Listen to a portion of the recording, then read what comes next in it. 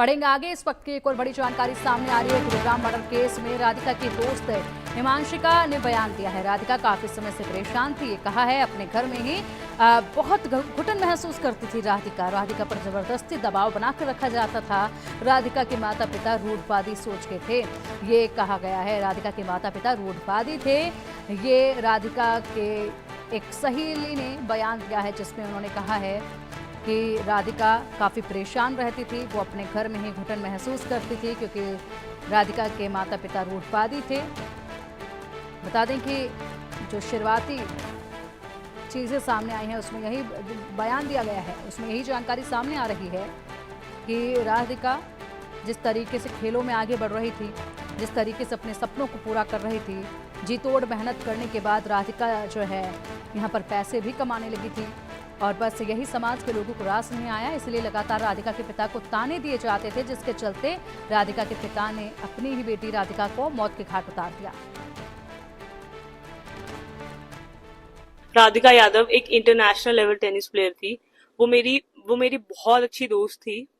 वो बहुत ज्यादा काइंड सोल थी। वो बहुत स्वीट थी, बहुत ज्यादा इनोसेंट थी एंड पिछले 18 साल से टेनिस परस्यू कर रही थी। उसको फोटोज क्लिक करवाना और वीडियोस वगैरह बनाना बहुत ज्यादा पसंद था। वो जो एक कमर्शियल वीडियो उसकी चल रही है, वो एक बस नॉर्मल म्यूजिक वीडियो थी जो उसने आई गेस 1-1.5 साल पहले शूट करी थी एंड उसके खुद के फादर ने उसे ड्रॉप करा था। उसके अलावा भी उसके काफी ज्यादा शूट्स थे एंड फिर धीरे धीरे करके वो सब चीजें बंद हो गई बिकॉज उसके पेरेंट्स बहुत ज्यादा वो बहुत ज्यादा ऐसे थे कि लोग क्या कहेंगे। उनके पास हमेशा से ही सोसाइटल प्रेशर बहुत ज्यादा था और वो हमेशा से ही ऑर्थोडॉक्स थे। मतलब रोका टोकी हर चीज में रहती थी। मतलब मैं और राधिका, हमने I think we started playing in back 2012 या 13 में। हम साथ में ट्रैवल भी करते थे, हमने आपस में भी बहुत सारे मैचेस खेले हैं। तो मतलब मैंने उसे देखा नहीं है कि किसी से ज्यादा बात करते हुए। हमेशा देखा है कि वो अपने पेरेंट्स के साथ ही रहती है एंड लव जिहाद के बारे में बात हो रही है। आपके पास किसी के पास कुछ प्रूफ क्यों नहीं है? लव जिहाद, वो किसी से बात भी नहीं करती थी। उसके घर पे इतनी ज्यादा रिस्ट्रिक्शंस थी बट वो बहुत टाइम से ना अपने घर पे सफर कर रही थी। राधिका यादव मर्डर केस में कोर्ट ने राधिका यादव के पिता दीपक यादव को 14 दिन की न्यायिक हिरासत में भेज दिया है। गुरुग्राम पुलिस ने दीपक यादव की पुलिस रिमांड नहीं मांगी थी। वहीं शुक्रवार को गुरुग्राम पुलिस ने पूर्व टेनिस खिलाड़ी राधिका यादव के पिता दीपक यादव को कोर्ट में पेश किया था और कोर्ट से 2 दिन की रिमांड मांगी थी। हालांकि कोर्ट ने पुलिस को दीपक यादव की 1 दिन की रिमांड दी थी। आपको बता दें कि राधिका यादव हत्याकांड को लेकर पुलिस की जांच चल रही है। पुलिस ने अभी तक इस मामले में आरोपी पिता दीपक यादव को गिरफ्तार किया है। पुलिस इस मामले की जांच अलग अलग एंगल से फिलहाल कर रही है। और अब राधिका के चचेरे भाई का क्या कुछ कहना है, ये राधिका मर्डर केस में जो उनके पिता है दीपक यादव, जो कि एक्यूज भी हैं, जिन्होंने अपनी बेटी की हत्या करी, उनको 14 दिन की जुडिशियल कस्टडी पे भेजा है। इस वक्त हम उनके गांव पहुंचे हुए हैं, वजीराबाद, जो कि हरियाणा में मौजूद है। और आपको बता दें कि इसी गांव की जिक्र जो है उन्होंने किया और उन्होंने कहा कि गांव के लोग जो है वो उनको बार बार ताने देते थे कि वो अपनी बेटी के पैसों पर जी रहे हैं, अपनी बेटी का खा रहे हैं।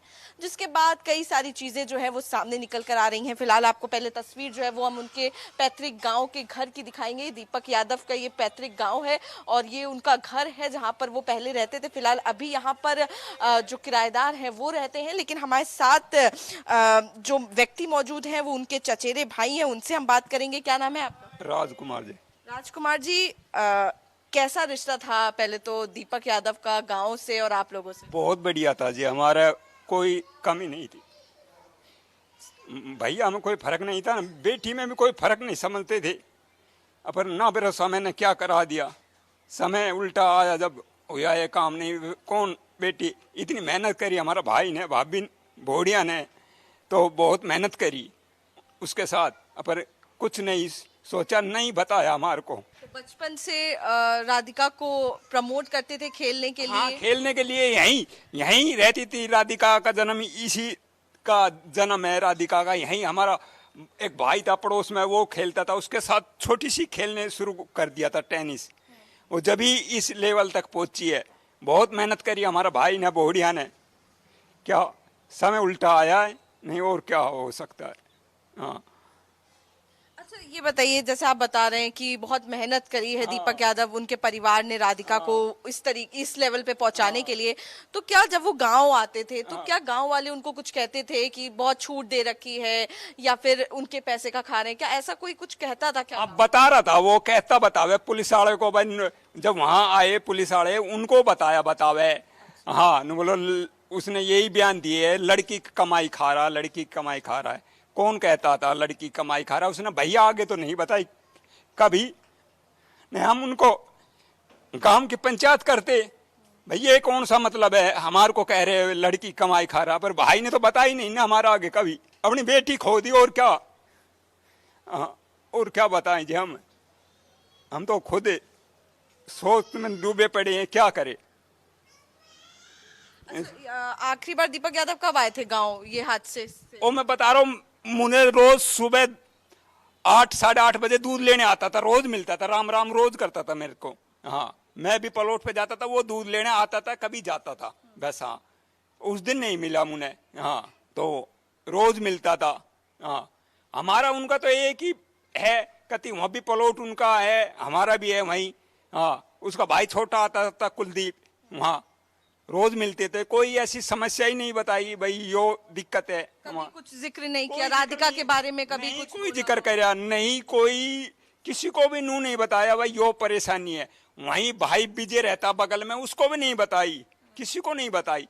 ये तो जब हो लिया ना काम, जब एक पड़ोसी ने भाई विजय की कोठी कहीं छोड़ के पलोट, अरे एक पड़ोसी भाई रहता है, रिश्तेदार है, उसने विजय धोरा फोन कराया। जब विजय आया है, बोल भाई हमने तो बेरा ही ना, हम तो नहीं जानो वैसी आवाज होगी कोई, अब कोठे में बढ़ने के बाद क्या पता पड़े।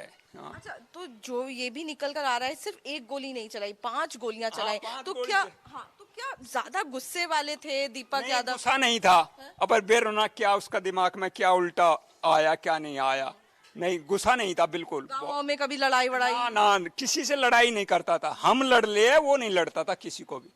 हाँ हम लड़ ले, अब वो भाई नहीं लड़ता था कभी भी। अच्छा ये भी निकल कर आ रहा है कि शायद राधिका जो रील्स डालती थी या सोशल मीडिया पे एक्टिव थी वो भी नहीं पसंद था, तो क्या थोड़ी सी वैसी सोच रखते थे? सब चीज पसंद थी, बेरोना उसके क्या लोगों ने क्या बांट दिया दिमाग में, नहीं उसने जब विदेशत आई ले गए खर्चा लगाए गए खिलाने के लिए, तो वो उसको पसंद नहीं थी। वो तो नूप कह रहा था मैं तो अपनी बेटी ने चैंपियन बनाऊंगा। हाँ उसके तो इरादे बहुत ऊपर तक थे, रोज कहता था इस चीज को। उसने पूरी मेहनत करी है, पूरी जान दी है दोनों ने। हाँ तो इसका आगे क्या मत है, उसका पता नहीं क्या दिमाग में क्या बढ़ा क्या नहीं बढ़ा। हाँ इस चीज में तो भगवान जाने, हम तो क्या बता सकते जी। हाँ इतना। तो अब आपको क्या उम्मीद है, मतलब क्या आगे आप चाहते हैं, क्या होना चाहिए? क्योंकि अभी 14 दिन की उनको जुडिशियल कस्टडी पे भेजा। हाँ हम तो कहा हमारा भाई ने छोड़ दो बस, जो कुछ होना था, हमारी बेटी तो गई, हमारे भाई ने छोड़ दो। भाई ने के भाई उल्टा दिन लग गया तो होगा काम, नहीं वैसे अपनी उसने नहीं कराया है बस, और क्या करे। बिल्कुल देखिए साफ तौर पर जिस तरीके से बता रहे हैं उनके चचेरे भाई कि दीपक यादव जो है वो अपनी बेटी को चैंपियन बनाना चाहते थे, लेकिन ये समय का चक्र है। जिस तरीके से वो बता रहे हैं कि कभी भी उनकी गांव में किसी से लड़ाई नहीं हुई।